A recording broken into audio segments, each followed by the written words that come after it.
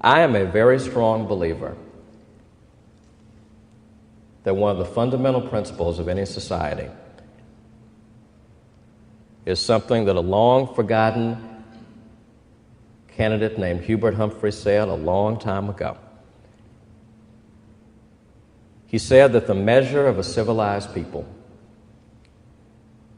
is how we care for those and how we regard those in three places: the horizon of life, the twilight of life, and the shadows of life.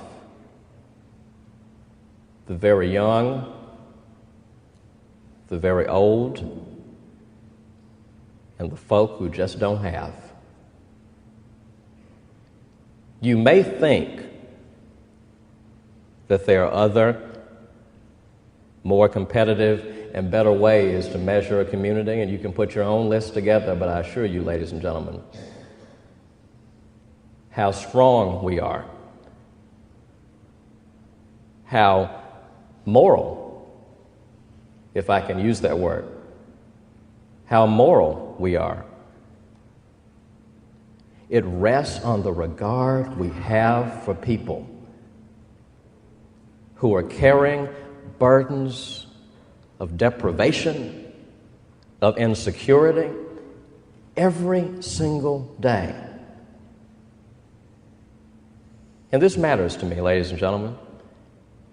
There are a lot of issues we can debate about, and we may be on the left or right of all kinds of controversies.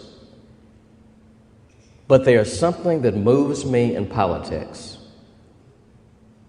about young people who want to build a life but live in communities where there are no jobs available for them. There's something that moves me as an economic question about people whose communities are a permanent valley in a state that has mountains towering above those valleys. One of the pitches that I want to make to you tonight is to have a stronger sense of obligation towards some of the folks that we like to call have-nots. I want to tell you one quick little story as I close, because it speaks to me, and it's something you may not have thought about. It has to deal with the concept of responsibility. David Pollock is the president of Birmingham Southern College, one of the outstanding college presidents anywhere in the United States of America, in my opinion. Wonderful college president. Some of you may remember in early 2006, there was a rash of church burnings in my congressional district and in Bibb County. 9 churches were torched. Turned out after a frantic search that 3 young men were involved. 2 of them were students at Birmingham Southern. 1 was a student at UAB. Dr. Pollock at Birmingham Southern made the decision to lead a year-long fundraising campaign to gather money to rebuild and to repair the churches. When we crossed the million, or when he crossed the $1 million mark in the campaign, they decided to have a banquet. Governor was there, I was there, ministers from all the churches were there. Dr. Pollock told us this story. He said the day before the banquet, one of his trustees walked up to him and said, "David, I like that we've raised this money to put these churches back together, but there's something about it that doesn't sit right that we're doing this." And he said, "Well, what on earth doesn't sit right with you that we're raising money to rebuild burned churches?" He said his trustee said to him, "It's almost as if you're acting as if we're responsible in some way." I remember Dr. Pollock saying that night that statement caused him to think about how we use the term responsibility in American life. We often use the term responsibility, don't we, as a term of causation. as a term of fault.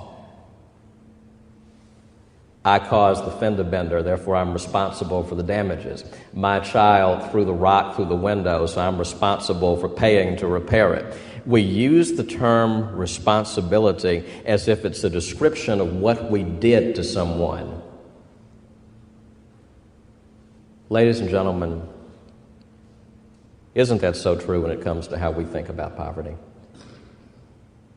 Don't we often say to ourselves, yeah, I don't like the fact that there are people in the Black Belt who live in substandard housing. Yes, I don't like the fact there are still people in Mobile, a prosperous community, who are caught in the undertow of poverty, but we didn't do it to them. My family didn't do it. I've never voted to take anything away from those folks. Some of them probably did it to themselves. Don't we like to say that?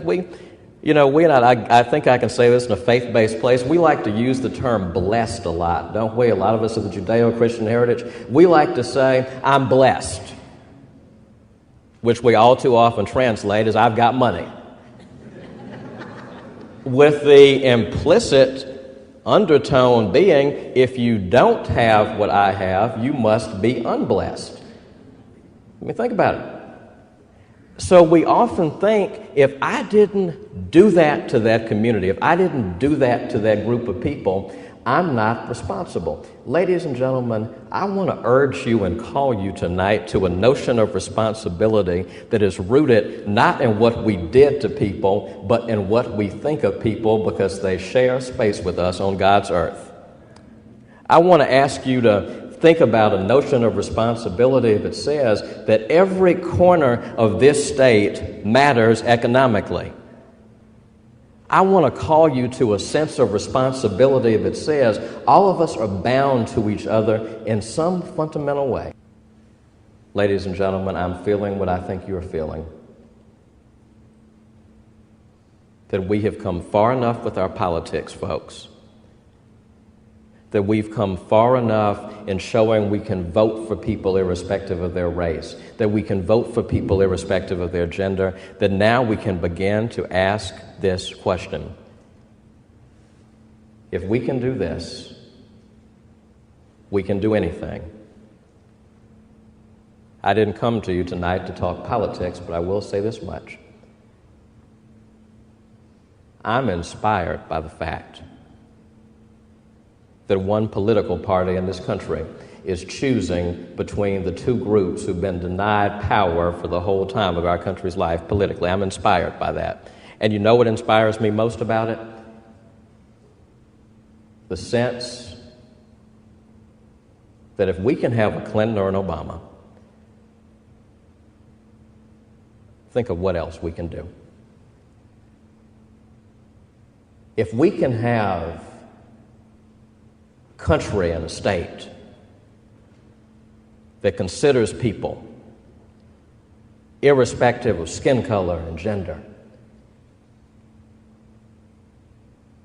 then why can't we build a healthcare system that doesn't rest on the size of your bank account? Why can't we build a criminal justice system where justice and not power is the common currency?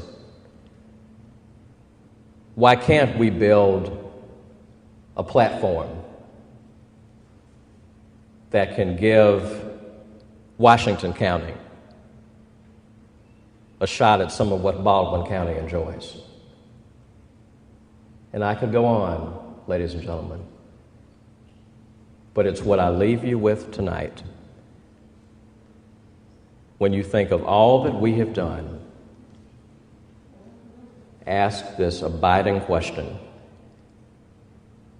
If we can do all of these things, there is so much more that we can build and that we can be. Thank you, and may God bless you.